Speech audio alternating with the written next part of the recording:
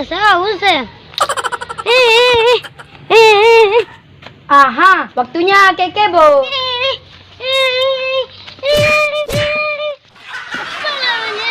Gue jangan cikgu silat ya. Dari Pak Ustadz nih.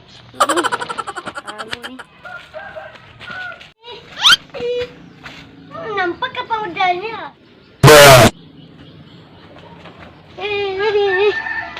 Ha, cubi kangkung nak bunyi pecah macam ha. Saya juga saya rasa menang ya. Tentulah. Saya lama menang. Mumpung ada orang ni, bisa saya memanjat ni.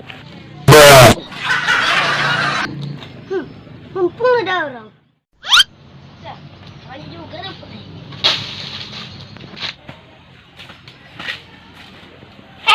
Copet, pencuri. Hei, pencuri. Terus. Terus pakai bunyi.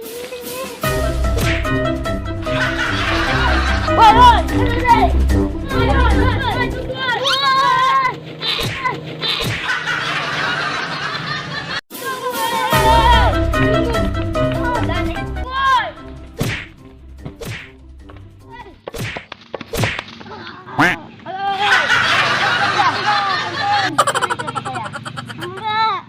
Oke teman-teman, kali ini pesannya adalah tidak boleh mencuri. Kalau mencuri barang orang lain itu haram.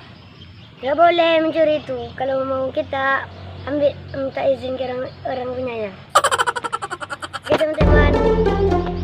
Selesai sudah video kita kali ini dan juga jangan lupa Like dan komen ya.